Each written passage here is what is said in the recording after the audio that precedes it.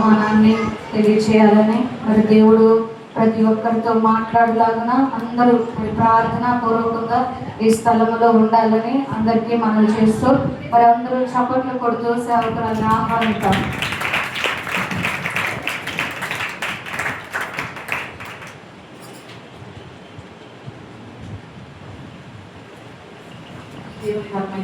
స్తోత్రంలో నేను అందరికీ కూడా ప్రభు నా వందనాలు చెల్లించుకుంటున్నాను. అలాగే వేదిక మీద పాస్టర్ గారు అందరికీ కూడా నేను వందనాలు చెల్లిస్తున్నాను. మమ్మల్ని ఇక్కడికి ఆహ్వానించిన పాస్టర్ గారిని బట్టి కూడా నేను దేవునికి మహిమ చెల్లించుకుంటున్నాను, వారికి వందనాలు చెల్లించుకుంటున్నాను. ఈ రీతిగా మళ్ళా ఇంకొకసారి మిమ్మల్ని అందరినీ కలుసుకోవడం మన మినిస్ట్రీ తరఫున సంఘక్షేమ అభివృద్ధి గుడికి మరలా మనందరూ ఇలాగా కూడుకొని దేవుని స్తుతించడానికి అలాగే వాక్యం ధ్యానించడానికి దేవుడు మనకు అనుగ్రహించిన ఈ గొప్ప తరుణాన్ని బట్టి అందరూ రెండు చేతుల పైకి ఒకసారి దేవుని స్తోత్రం తెలుసుకున్నాను. హల్లెలూయా. కొంచెం వాయిస్ పెంచుతారా? మా వాయిస్ పెంచాలంటే అక్కడ మీ వాయిస్ పెంచాలంటే హృదయంలో నుంచి దేవునికి స్తుతి రావాలి. అందరూ గట్టిగా దేవుని స్తోత్రం తెలుసుకోండి. చాలా సంతోషం మిమ్మల్ని కలుసుకోవడం. వాక్య ధ్యానంలోకి మనం వెళ్దాము. మధ్యాహ్నం సమయంలో దేవుడు మనతో మాట్లాడినట్లుగా దేవుని సన్నిధి మనతో కూడా ఉన్నట్లుగా అందరం కూడా ప్రార్థనాపూర్వకంగా వాక్య ధ్యానంలో ఉందాము. ఎవరు కూడా అనాలోచితంగా ఉండవద్దు. లూకాసు వార్త 15వ అధ్యాయము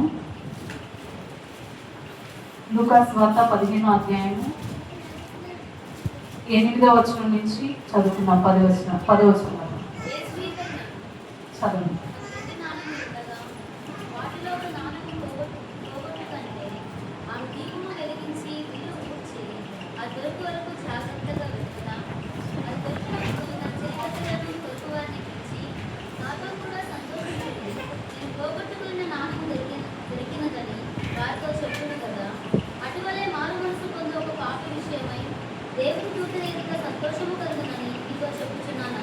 చాలా ప్రార్థన చేసుకున్నాం. మనం కూడా కనిపిస్తున్నాం. పరిశుద్ధ జీవంగల దేవ జీవాధిపతి సర్వశక్తివంతుడ మీకు వందనాలు స్తుతులు స్తోత్రాలు అని మధ్యాహ్నం తండ్రి నీకు స్తోత్రం నాయన. యేసయ్య సంఘక్షేమ అభివృద్ధి కూడిక అలాగే స్త్రీల కూడిక ప్రభావ మీకు వందనాలు చెల్లించుకుంటున్నాను ప్రభావ. ఈరోజు జరుగుతున్న ఈ కూడిక అందరినీ కూడా మీ ఆత్మాధ్వర్యంలో జరిగించండి నాయన. ఇప్పటివరకు కూడా పాటలు నమ్మకం నీకు స్తోత్రం తండ్రి. అయ్యా ఆరాధన ప్రభావ అంతట్లో కూడా మీకు తోడుగా ఉన్నారు నాయన. మీకు స్తోత్రం నాయన. మేము అర్పించిన స్తుతిని స్వీకరించండి ప్రభా. మా మధ్య మీరు ఉండండి తండ్రి. నీకు స్తుతులు చెల్లించుకుంటున్నాను ప్రభా. అయ్యా మీ సన్నిధిని ప్రేమించి ఇప్పుడు వచ్చిన బిడ్డలందరూ మీరు దీవించండి అయ్యా. ఈ సంఘాన్ని ఇంకా నానాటిగా అభివృద్ధి చేయండి, ఆశీర్వదించండి. ఇక్కడ పరిచయం చేసిన పాస్టర్ గారిని బట్టి వారి బిడ్డలు బట్టి ఉన్నాను నేను వారిని మీరు దీవించండి. ఇంకా బలంగా మీ సన్నిధిలో బలపరిచి ముందుకు నడిపించండి ప్రభా తండ్రి. అలాగే నా దేవాలయ చదవని వాక్యాన్ని బట్టి ఉన్నాను ఆయన. నన్ను మరుగుపరచండి ప్రభా. కూడిన మా అందరితో ప్రభు ఈ వాక్యం మీరు మాట్లాడి ప్రభావ మీ కార్యాలు ఇక్కడ జరిగించండి ఆయన. ఏ హృదయం అయ్యా ఎట్టి ప్రార్థన కలిగిందో ప్రభా. అయ్యా ఏ వాక్యం కోసం బిడ్డలు ఎదురు చూస్తున్నారు ప్రభా. నన్ను మరుగు చేసి ప్రభా మా అందరితో ప్రభు మీరు వాక్యం ద్వారా మాట్లాడి మీరే మహిమ ఘనత ప్రభావాలు పొందుకోగలని యేసుక్రీస్తు నామమున అడిగి వేడుకొంచున్నాను తండ్రి. ఆమేన్. మరొకసారి చదువుతున్నాము. అందరూ కూడా బైబిల్ ఓపెన్ చేశారా? ఓకే. లూకాసు వార్త 15వ అధ్యాయం 8వ వచనం ఒక్కసారి చదువు.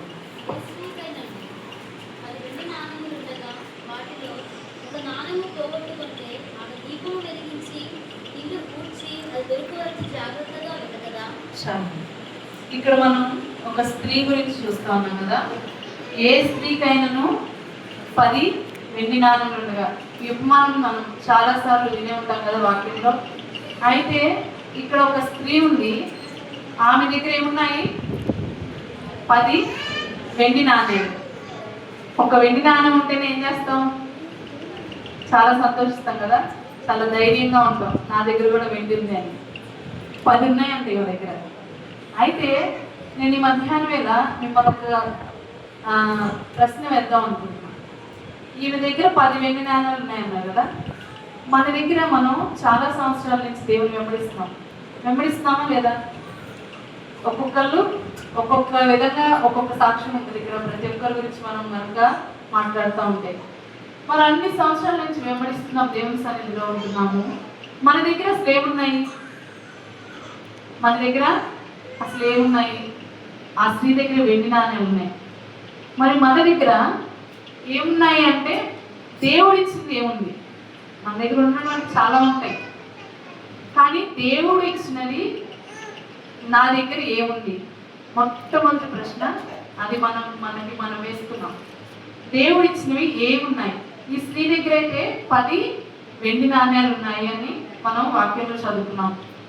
అయితే దేవుడు ఇచ్చినవి మన దగ్గర ఏమి ఉన్నాయి అనే ప్రశ్న మనం వేసుకుంటే ఎవరైనా చెప్తారా? దేవుడు ఇచ్చి మీ దగ్గర ఏమున్నాయి? ఎవరైనా? ఏమి ఇవ్వలేదు దేవుడు. నేను చెప్తున్నా, ఏమున్నాయో ఆయుష్ ఇచ్చాడా? అందరూ నేను స్తోత్రం ఇస్తున్నాం. హల్లెలూయా. ఈ రోజు చూడకుండా గతించిపోయిన వాళ్ళు ఎంతమంది ఉన్నారు? చాలా మంది ఉన్నారు. దేవుడు ఇచ్చిన ఆయుష్ ఉంది. నేనైతే అదే అనుకుంటా. సజీవంగా ఉండి దేవుని పనిలో ఉన్నాం. దేవా, ఇంతకంటే భాగ్యం ఏముంది? ఎందుకంటే చిన్న వయసు వాళ్ళే, చిన్న వయసులో ఉన్న వాళ్ళు చనిపోతున్నారు. లేదంటే ఏ దిక్కు నుంచి ఏమి వస్తుందో ఎవరు కూడా చెప్పలేకపోతున్నాం కదా. దేవుడు ఇచ్చింది ఏముంది అంటే దేవుడు ఇచ్చిన ఆయుష్ ఉంది, ప్రాణం, ఆయుష్. అవునా కదా? ఇంకా విలువైన ఉంది. మరి మీ దగ్గర అది ఉందా లేదా? రక్షణ, బాప్తిస్మం. ఎంతమంది బాప్తిస్మం తీసుకున్నారు? ఇక్కడ ఉన్న వాళ్ళలో ఎంతమంది బాప్తిస్మం తీసుకున్నారు? దేవుడు ఇచ్చింది ఏముంది అంటే అన్నిటికంటే ముఖ్యమైనది ఆ గొప్ప రక్షణ. ఈ లోకంలో నశించిపోకుండా మనం దేవుడు ఏం చేశాడు? గొప్ప రక్షణతో ఇశ్రాయేలు నీ భాగ్యము ఎంత గొప్పది, యెహోవా రక్షించిన నిన్ను పోలేని వారు ఎవరు అని చెప్పి వాక్యంలో దేవుడు మాట్లాడుతూ ఉన్నాడు మోషే ద్వారా. మనకున్న భాగ్యం ఏంటి? దేవుడు ఇచ్చిన గొప్ప రక్షణ. చూడండి, యోనా గ్రంథము 2వ అధ్యాయము 2వ అధ్యాయము 9వ వచనం చదువుతున్నాం.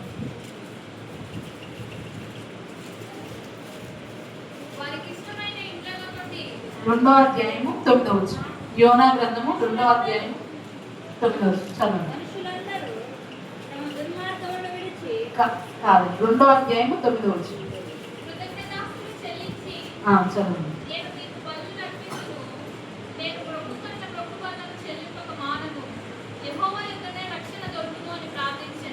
చాలు. ఇక్కడ అన్నాడు కదా, యోనా ప్రార్థన చేస్తా ఉన్నాడు. ఏమంటున్నాడు? కృతజ్ఞతాస్తుతులు చెల్లించి నేను నీకు బలులను అర్పింతును, నేను మొక్కులు చెల్లింపక మానను. ఎందుకని అంటే యెహోవా యొద్దనే రక్షణ దొరుకును. అందరం ఒకసారి దేవుని స్తోత్రం నేర్చుకున్నాం. హల్లెలూయా. మరి ఎక్కడ కూడా రక్షణ అనేది మనకు దొరకదు, కానీ ఎవరి దగ్గర రక్షణ ఉంటుంది? దేవుని దగ్గర మాత్రమే. ఎవరైనా మనల్ని రక్షించగలరా? ఈ లోకంలో మనుషులు చాలా విషయాల్లో మనకు తోడుంటామంటారు, చాలా విషయాల్లో అది చేస్తా ఇది చేస్తా అంటారు. వాళ్ళకి ఇష్టమైతే చేస్తారు, లేదంటే మనల్ని వదిలేసి వెళ్ళిపోతారు. కానీ దేవుడు అలా కాదు. మనం తిరిగి ఏమి ఇవ్వమని తెలిసినా కానీ దేవుడు మనకి ఏం చేశాడు? తన రక్షణ అని దేవుడు మనకు అనుగ్రహించినాడు. తన ప్రాణాన్ని మన కోసం ఆయన పెట్టి ఉన్నాడు. అందుకే యోనా అన్నాడు, యెహోవా యొద్దనే రక్షణ దొరుకును. చెప్తారా? ఇప్పుడు దేవుడి దేవుని మన దగ్గర రక్షణ ఉంది అంటే మీరు చెప్పలేదు అంటే ఇంకా లోపల ఏమన్నా పరిపూర్ణంగా బాప్తిస్తున్న విషయంలో ఏమైనా డౌట్ఫుల్గా ఉన్నారా? లేరు కదా, ఎవరు కూడా లేరు. అయితే నేను ఒకటి జ్ఞాపకం చేద్దాం అనుకున్నా. చేతులు ఎత్తని వాళ్ళు ఉన్నారు. ఇంకా చేతులు ఎత్తని వాళ్ళు ఇప్పుడు ఎత్తండి. ఇందాక చెయ్యి ఎత్తని వాళ్ళు ఎవరు బాప్తిస్మం తీసుకున్నారు అంటే చాలా మంది చేతులు ఎత్తారు. అందరి బట్టి నేను దేవునికి ఎంతగానో కృతజ్ఞతాస్తుతులు చెల్లిస్తున్నాను. ఇంకా రక్షణ పొందిన వాళ్ళు ఉన్నారు కదా, అలాంటి వాళ్ళ కోసమే, మన కోసమే దేవుడు మనకి ఈ సమయాన్ని ఇచ్చిన్నాడనే విషయాన్ని జ్ఞాపకం చేస్తుంది. ఇంకా ఏమన్నా దేవుడు ఇచ్చింది నా దగ్గర ఏముందంటే అస్సలు డౌట్ పడకూడదు. ఎందుకనంటే ఆయన ద్వారానే మనం చెల్లిస్తున్నాము, ఆయన ద్వారానే మనం బ్రతుకుతున్నాం. ఇదంతా కూడా కేవలం ఇందాక మనం పాడుకున్నాం కదా, కేవలం నీ కృపయే. అందరం నేను స్తోత్రం తెలుసుకున్నాం. హల్లెలూయా. ఆ స్త్రీ దగ్గర 10 వెండి నాణ్యాలు ఉన్నాయని చదువుకున్నాం. మన దగ్గర ఏముంది? దేవుడిచ్చిన రక్షణ ఉంది. ఆ రక్షణ పొందుకున్న మనం యోనా అంటున్నాడు కదా, నేను నీకు కృతజ్ఞతాస్తుతులు చెల్లింపకుండా మానను, నేను మొక్కుబడులను చెల్లింపకుండా మానను. ఎందుకంటే నీ దగ్గరే రక్షణ ఉంది, అది నీ దగ్గరే దొరుకుతుంది అని యోనా అంటున్నాడు. మరొక వాక్యం కూడా చూద్దాము. కీర్తన గ్రంథము కీర్తన 7-8 వచనాలు చదువుతున్నాం. 130వ అధ్యాయము. చదవండి.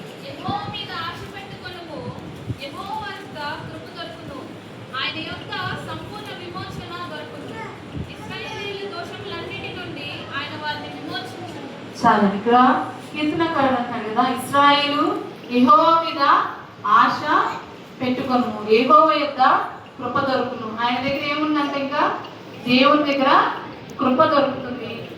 ఆయన యొక్క సంపూర్ణ విమోచన. విమోచించడం అంటే ఏ బంధకాల్లో ఉండకుండా, ఈ లోకం అనే బంధకాల్లో మనం ఉండకుండా, పాపం అనే బంధకాల్లో చిక్కిపోయి ఉంటే వాటిలో మనం ఉండకుండా, లేదంటే ఇంకా ఏదైనా అప్పు లాంటి బంధకాలు ఏమైనా ఉంటే వాటిలో నుంచి మనకి ఒక్కొక్కరికి ఒక్కొక్కరు ప్రార్థనావసరం ఉండకుండా ఉంటుందా? ఎవరికైనా సరే దేవుని సన్నిధికి వచ్చామంటే ఆయన దగ్గర మనం ప్రార్థించకుండా వేడుకోకుండా నేను వచ్చాను వెళ్ళాను అన్నట్టు ఉంటాము. ఎవరో అలా ఉండవు. ప్రార్థన చేసుకొని ఆయన ద్వారా అందరూ కృప పొందుకున్న వాళ్ళమే. అయితే అన్నాడు కదా, సంపూర్ణమైన విమోచన ఆయన దగ్గర ఉంది అని ఇక్కడ కీర్తనకారుడు మాట్లాడుతూ ఉన్నాడు. రక్షణ బాప్తిస్మం మాత్రమే కాదు, కానీ దేవుడి దగ్గర సంపూర్ణ విమోచన.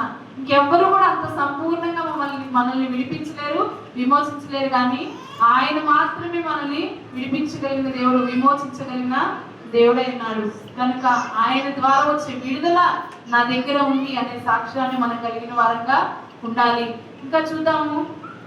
ఈ 2 చెప్పిన తర్వాత 3వదన్నా మీరు చెప్తారా?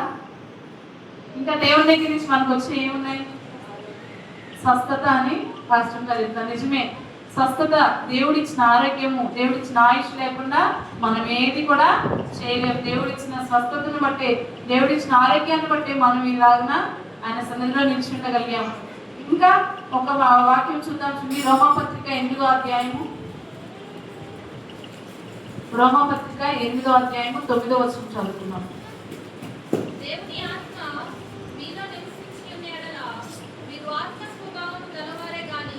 శరీర స్వభావం గలవారు కారు. ఎవడైనను క్రీస్తు ఆత్మ లేనివాడై వాడు ఆయన వాడు కాడు. చాలు. ఎవరైనాను క్రీస్తు ఆత్మ లేనివాడైతే వాడు ఆయన వాడు కాదు అని చెప్పి దేవుని వాక్యం సెలవిస్తా ఉంది. దేవుని ఆత్మను కలిగిన వారుగా ఉండాలి.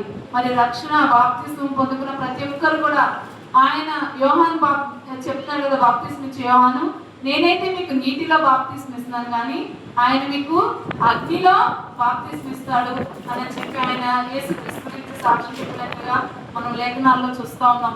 మరి ఎంతమందివి ఆ అగ్ని బాప్తిస్మం తీసుకున్నాము? ఎంతమందివి పరిశుద్ధాత్మ అభిషేకాన్ని పొందుకున్నాము? ఎంతమందివి దేవుని పరిశుద్ధాత్మ అభిషేకాన్ని పొందుకున్నాం? ఎంతమంది అన్య భాషలతో మాట్లాడుతున్నాం? దేవుని వరాన్ని కలిగిన వారుగా ఉన్నాం. దేవుని ఫలాన్ని ఫలిస్తున్నాను నేను అని ధైర్యంగా మనం మన గుండెల మీద చేసుకొని చెప్పగలిగిన విధంగా అది ఆయన దగ్గర పరిశుద్ధాత్మ అభిషేకం ఉంది. ఆ ఆత్మ లేని వారం అయితే మనం ఆయన వారము కాదు.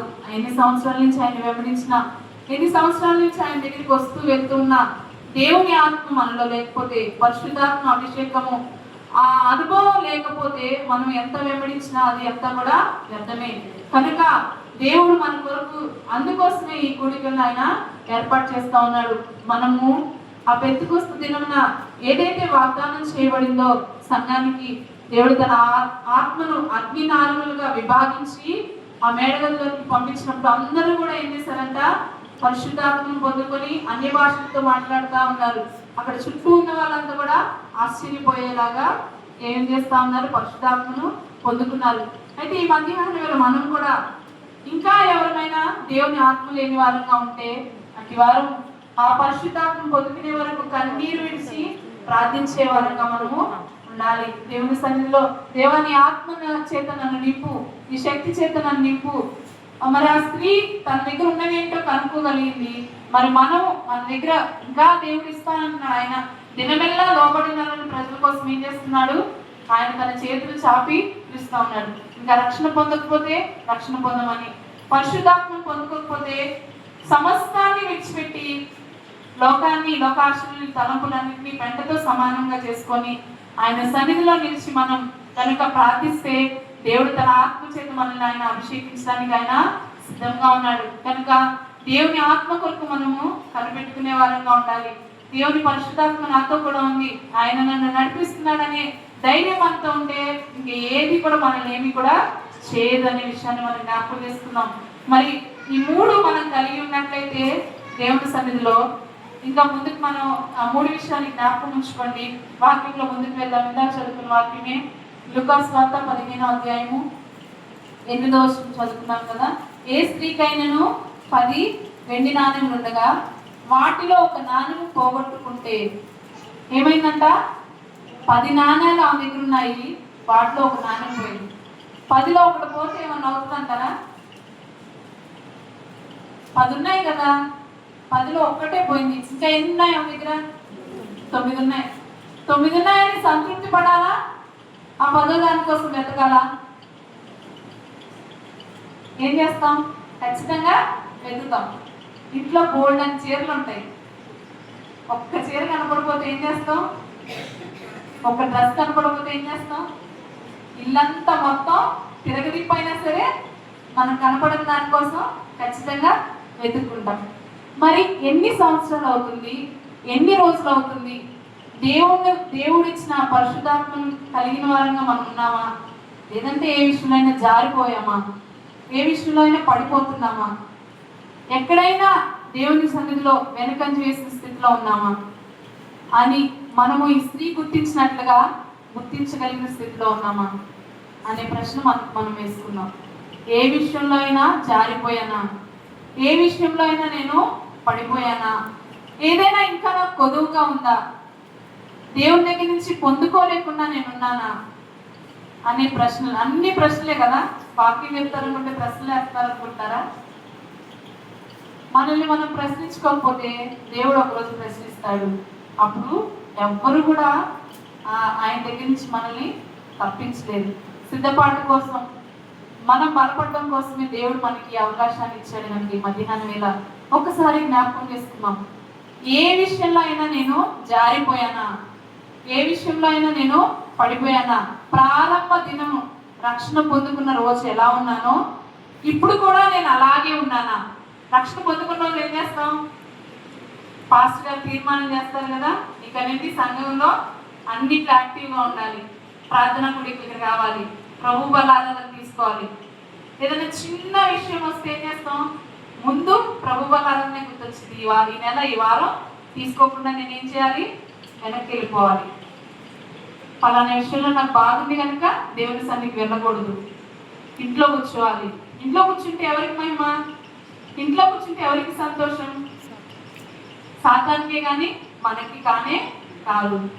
కనుక ఎక్కడ జారిపోయాము, ఏదన్నా పోగొట్టుకునే స్థితిలో మనం ఉంటే కనుక ఈ మధ్యాహ్నంలో దేవుడు మనతో మాట్లాడుతూ ఉన్నాడు. ఒక్కసారి పరిశీలించుకుందాం.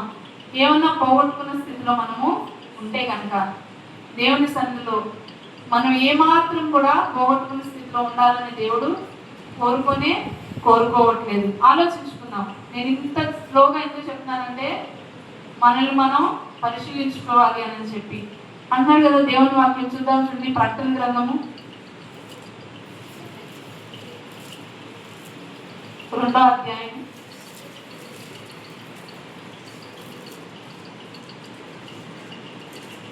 25వ వచనం చదువుతున్నాం. 2వ అధ్యాయం 25వ వచనం చదవండి. చాలండి. ఇక్కడ దేవుడు యోహాను ద్వారా అంత్యకాలంలో జరగబోయే సంగతుల నుంచి రాస్తూ అంటున్నాడు కదా, నేను వచ్చే వరకు, తుయతైరాలో ఉన్న సంఘంతో ఆయన మాట్లాడుతూ ఉన్నాడు. నేను వచ్చే వరకు మీకు కలిగిన దాన్ని గట్టిగా పట్టుకోండి. గట్టిగా ఎప్పుడు పట్టుకుంటాం? పిల్లల్ని గట్టిగా పట్టుకుంటాం. ఎందుకు పట్టుకుంటాం?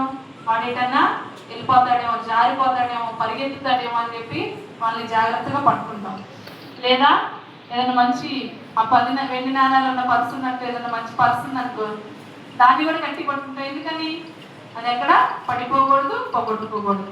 మరి దేవుని సన్నిధిలో కూడా దేవుడిచ్చిన రక్షణ అనుభవాన్ని, పరిశుద్ధాత్మ అభిషేకాన్ని, దేవుడిచ్చిన సహవాసాన్ని అన్నారు కదా హెబ్రీ పత్రికలో, కొందరు మానుకొచ్చినట్లుగా సమాజంగా కూడా మీరు మానకుండా ఒకరినొకరు హెచ్చరించుకుంటూ, ఒకరినొకరు ప్రార్థనలోను వాక్యంలోను హెచ్చరించుకుంటా బలపరుచుకుంటా ముందుకు వెళ్ళాలి. మానే స్థితిలో మనం ఏమాత్రం కూడా ఉండకూడదు. సమాజంలో కూడా మీరు మానవద్దు అని చెప్పండి అని దేవుని లేఖనం సెలవిస్తాం హెబ్రీ పత్రికలో. మరి ఏదన్నా దేవుడిచ్చిన రక్షణ అనుభవం, సహవాసము, పరిశుద్ధాత్మాభిషేకం, వీటి విషయంలో మనం ఎక్కడైనా జారిపోతున్నామేమో. అందుకే దేవుడు మాట్లాడుతున్నాడు, నేను వచ్చేంత వరకు మీరు ఏదైతే కలిగి ఉన్నారో అది మీరు గట్టిగా పట్టుకోండి. ఎందుకంటే చాలా భయంకరమైన దినాల్లో అంత్యకాలంలో ఉన్నాం. దుష్టుడు ఏం చేస్తున్నాడంటే ఎవరిని మింగుతున్నా అని చెప్పి తిరుగులాడుతూ ఉన్నాడు. తిరుగులాడుతున్నాడా లేదా? దేవుని సన్నిధిలో ఉండి మనల్ని వెనక్కి లాగాలని, మన కుటుంబంలో కలతలు ఏమన్నా రేపాలని, ఇట్లా ఏ విషయమైనా సరే, ఆత్మీయంగా అయినివ్వండి, శారీరకంగా అనివ్వండి, కుటుంబ పరంగా అవనివ్వండి, లేదా వ్యక్తిగతంగా అవనివ్వండి, మనము ఆయనకి సమీపంగా ఉండకుండా ఏ విషయమైనా సరే మనల్ని దేవుని నుంచి దూరం చేస్తుంటే, అలా దేవుని నుంచి మనం దూరం అవ్వకుండా ఉండులాగా మనం ఏం చేయాలంటే గట్టిగా పట్టుకొని ఉండాలి. ఏం పట్టుకోవాలో మనం ముందు ధ్యానిద్దాం. ఇంకొక లేఖనం కూడా చూద్దాం చూడండి. అదే ప్రకటన గ్రంథం 3వ అధ్యాయం 11వ వచనం.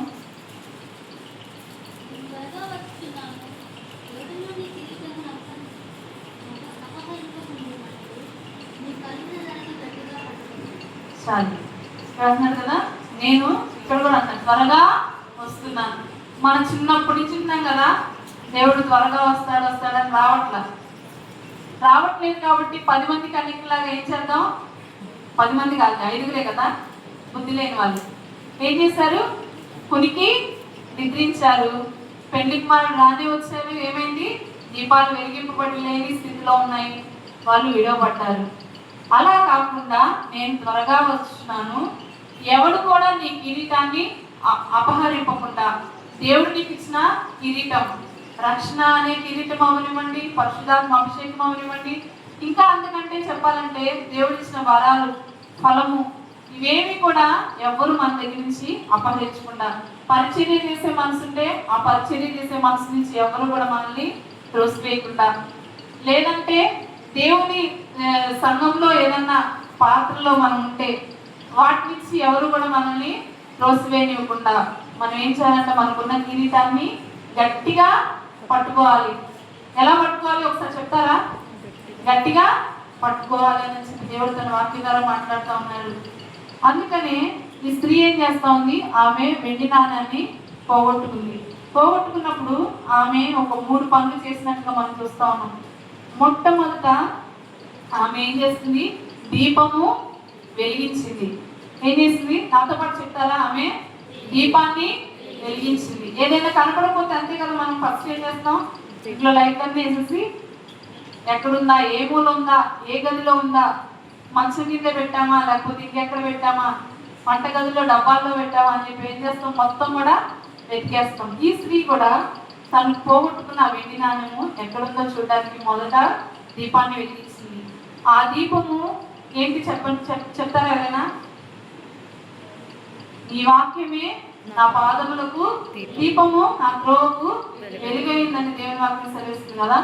దేవుని వాక్యం అనే వెలుగులో చూద్దాం చూడండి. యాకోబు పత్రిక 1వ అధ్యాయము, యాకోబు పత్రిక 1వ అధ్యాయము 23-24 వచనాలు చదువుతున్నాం.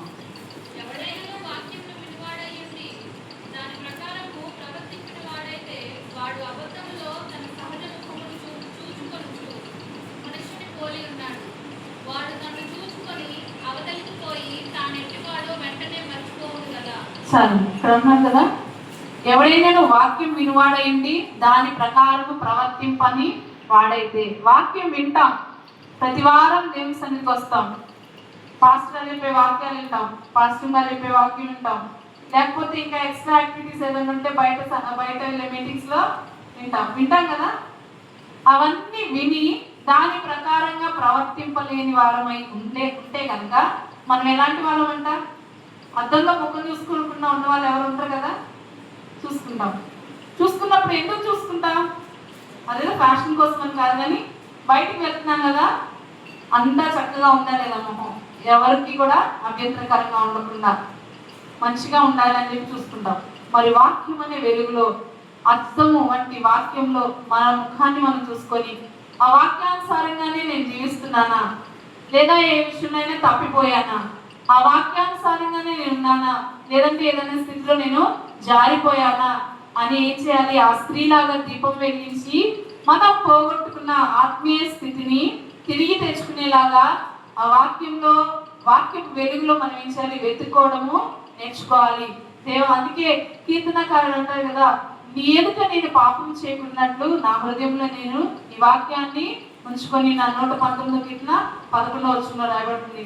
నేను దేవుని ఎదుట ఏ పాపము చేయకుండా ఉండాలంటే హృదయంలో ఏముండాలి? మనకి వాక్యం ఉండాలి. పలానా వాళ్ళు తిట్టారు, పలానా వాళ్ళు అలా అన్నారు, పలానా పరిస్థితి ఇలా ఉంది, నా స్థితి మారట్లేదు, నేనెంత ప్రార్థన చేసినా నా కుటుంబ పరిస్థితి ఇలాగే ఉంది, నా బిడ్డల స్థితి ఇలాగే ఉంది, లేకపోతే నా ఆత్మీయ స్థితి ఇలాగే ఉంది, నా కుటుంబ పరిస్థితులు ఆర్థికంగా కానివ్వండి, లేకపోతే ఏదైనా ఇలాగే ఉన్నాయి, మార్పు లేదు అని అనుకోని కొనుక్కోకుండా ఆ కొనుక్కుంటే ఏమవుతాం? వెనక్కి వెళ్ళిపోయిన వారంగా మనం ఉంటాం. అలా కాకుండా మనం ఏం చేయాలి?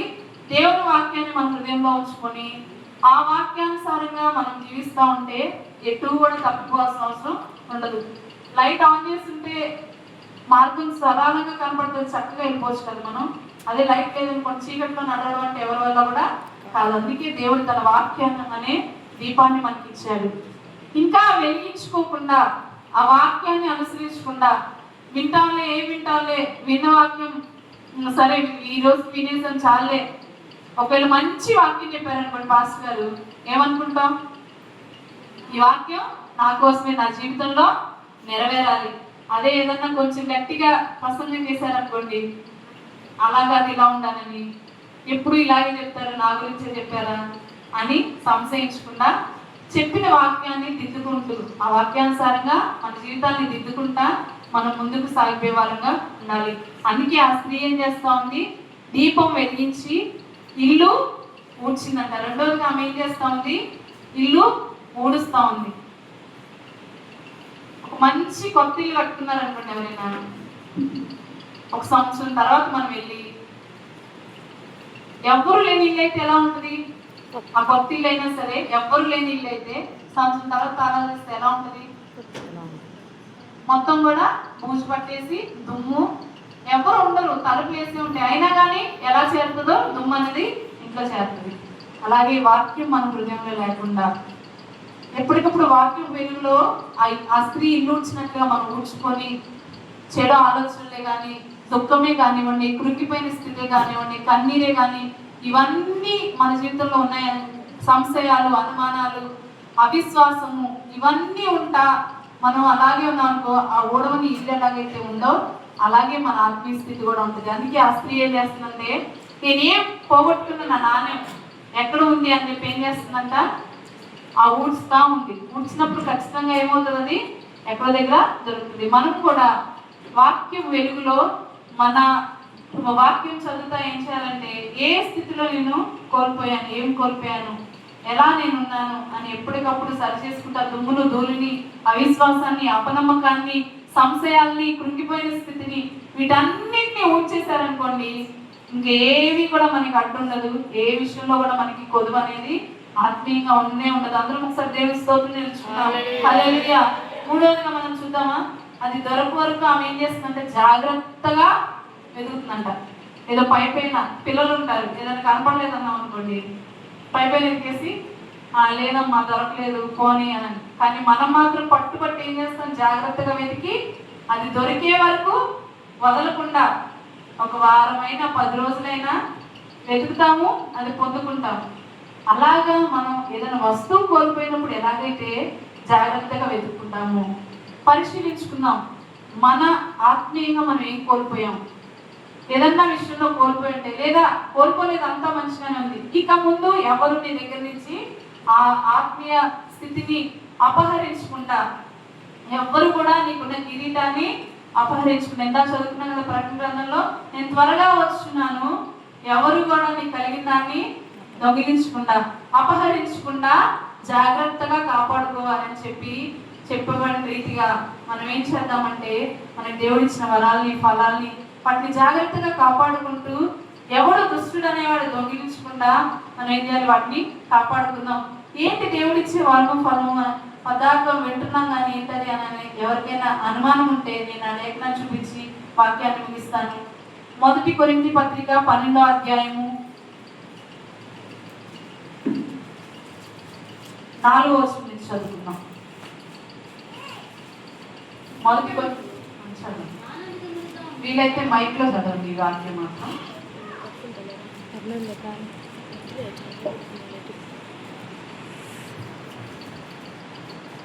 1 కొరింథీ పత్రిక 12వ అధ్యాయము 4వ వచనం నుంచి 11వ వచనం వరకు చదువుకున్నాం.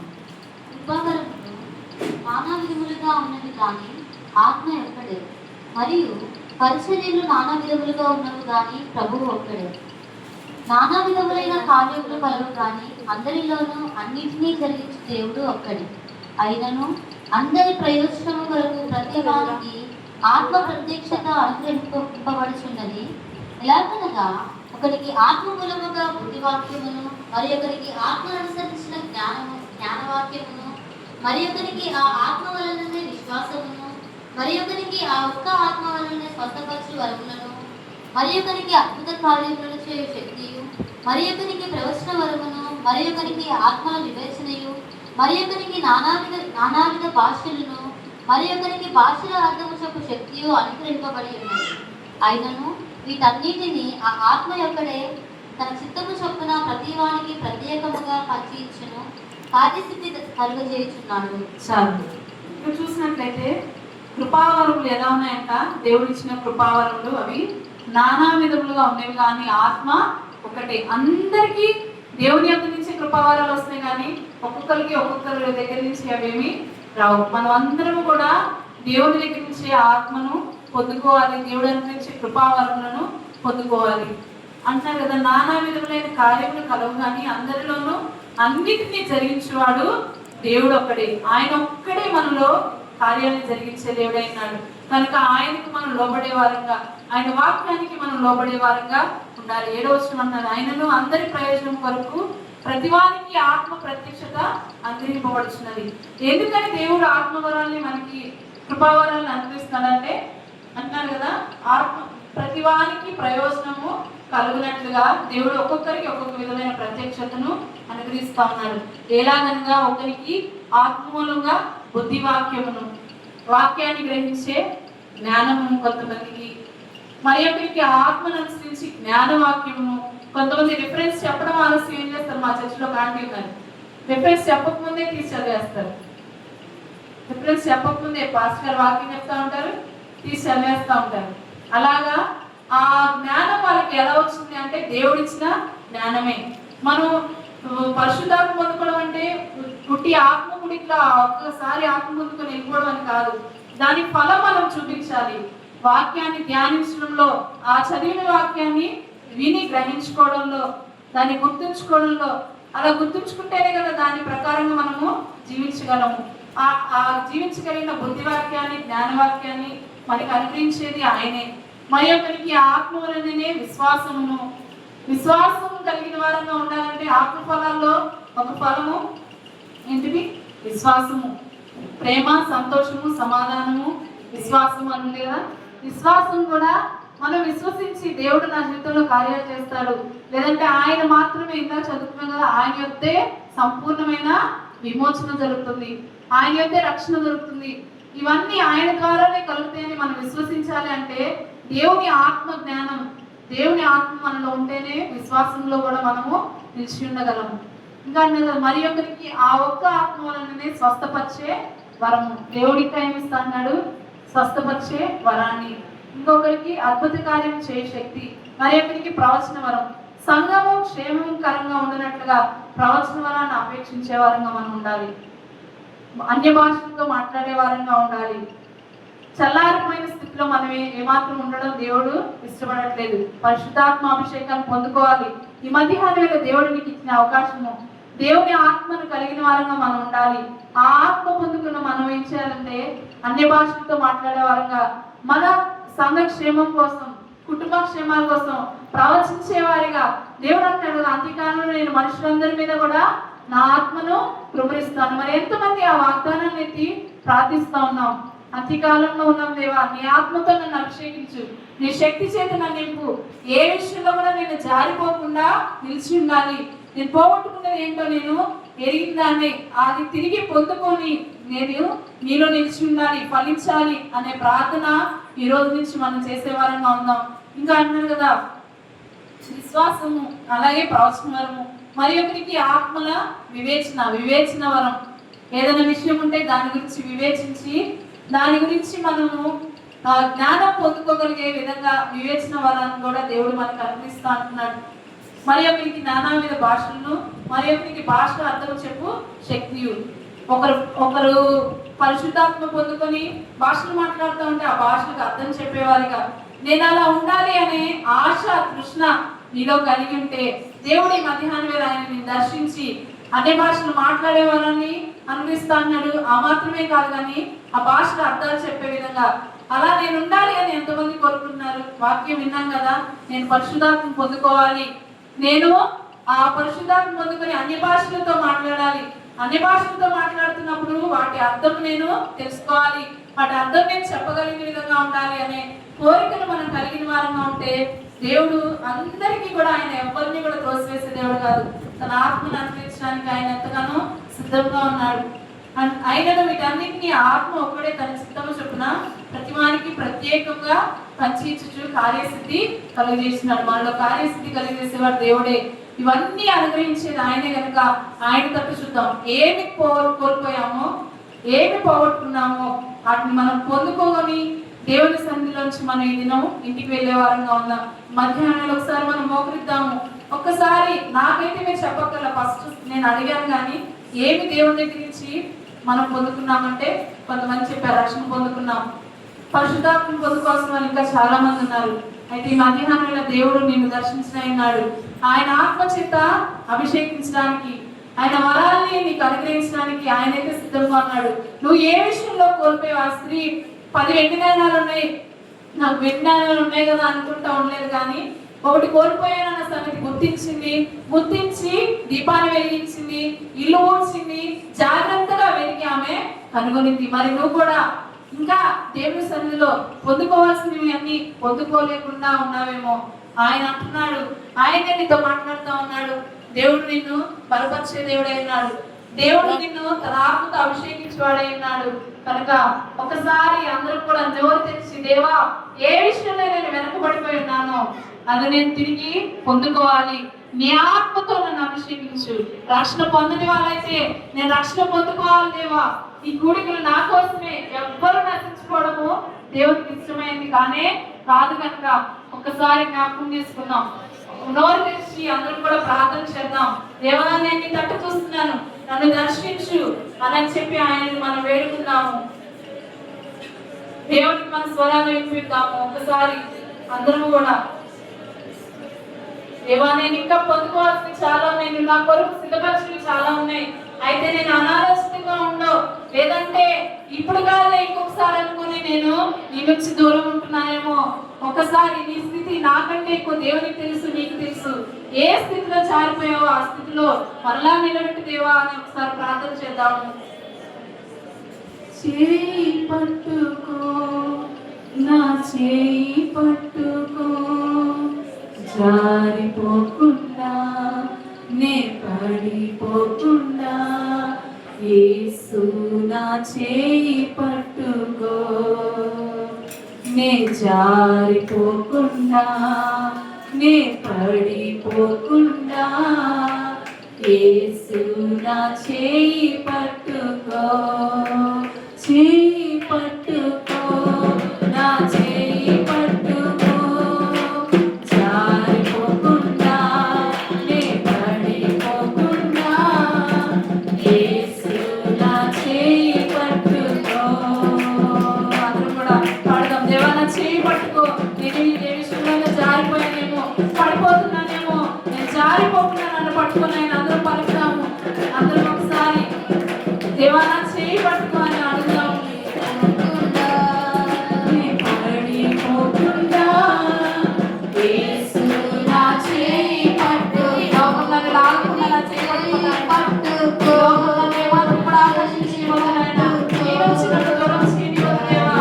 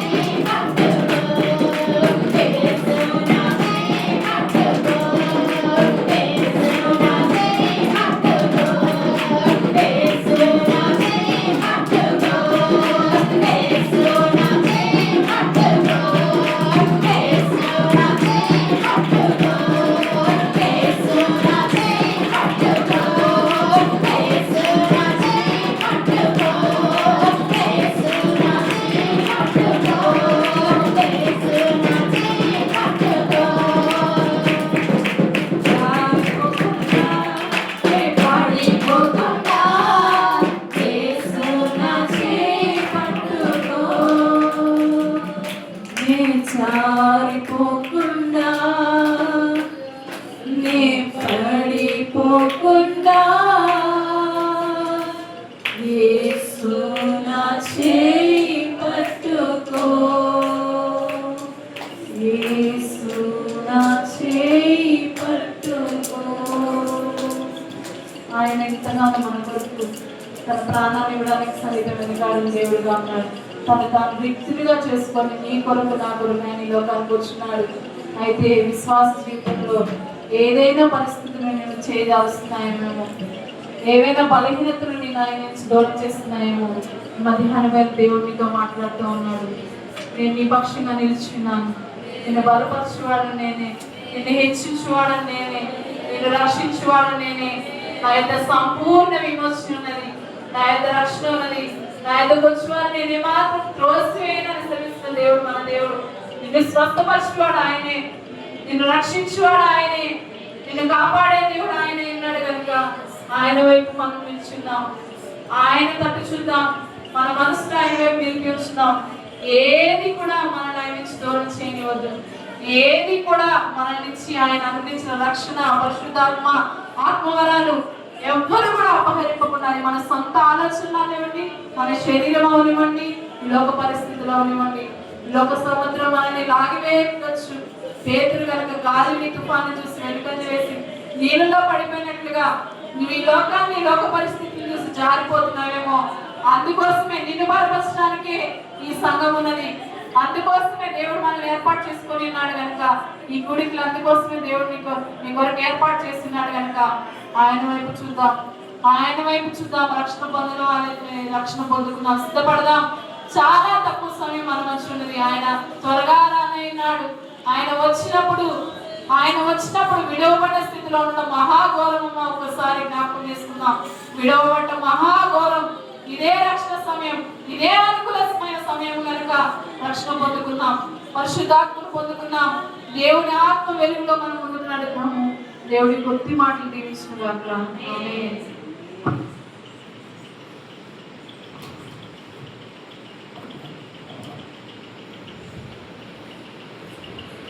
దేవునికి స్తోత్రం. హల్లెలూయా.